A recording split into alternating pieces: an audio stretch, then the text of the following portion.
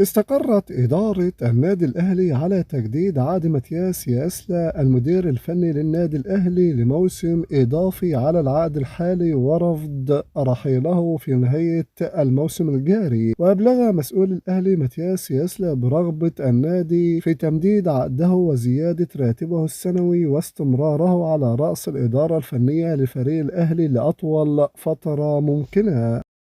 يعمل المدير الفني للأهلي ماتياس يسلى على تجهيز المدافع ريان حامد للمشاركة في مواجهة الاتحاد المرتقبة ضمن منافسات الجولة الخامسة والعشرين من بطولة الدوري. ووفقا للتقارير فإن يسلى يسعى للدفع بريان حامد لتعويض غياب المدافع التركي مريح دمريال الذي تأكد غيابه عن ديربي جدة بسبب الإصابة التي تعرض لها مؤخرا وبعدته عن التدريبات الجماعية خلال الساعات الماضية.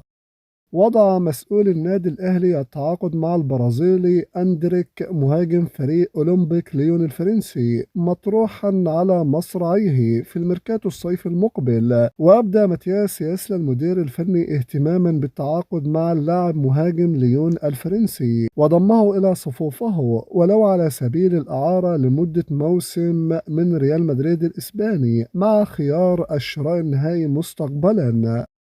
طرح الإعلامي الرياضي وليد الفراق سؤالا على الناقدين محمد الحارثي وغرم العمري بشأن الفارق بين ديربي جدة السابق والمواجهة المرتقبة بين الاتحاد والأهلي في دوري روشن السعودي وذلك خلال برنامج أكشن مع وليد. وأوضح الحارثي أن الاتحاد كان ينافس بقوة على اللقب في الديربي الماضي بينما يدخل المواجهة الحالية دون ضغوط كبيرة مشيرا إلى أن الأهلي عانى مؤخرا من ضغط المباريات ما قد يؤثر على جاهزيته مؤكدا في الوقت ذاته أن نتيجة الديربي تظل دائما خارج نطاق التوقعات.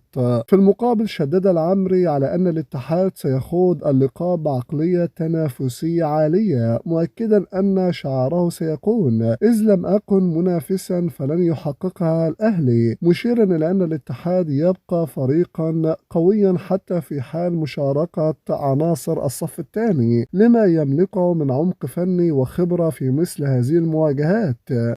أعلنت لجنة الانضباط والأخلاق باتحاد القرى اليوم الخميس عن توقيع عقوبات على عدد من المسؤولين واللاعبين في الدوري. وقررت اللجنة إيقاف خالد الشمراني رئيس نادي دمق مباراتين مع تغريمه 20 ألف ريال بعد إساءته لمسؤولي مباراة فريقه أمام الأهلي وفق تقارير حكم اللقاء الذي انتهى بفوز الأهلي 1-0 ضمن لقاءات الجولة العاشرة والمؤجلة من مسابقة الدوري السعودي.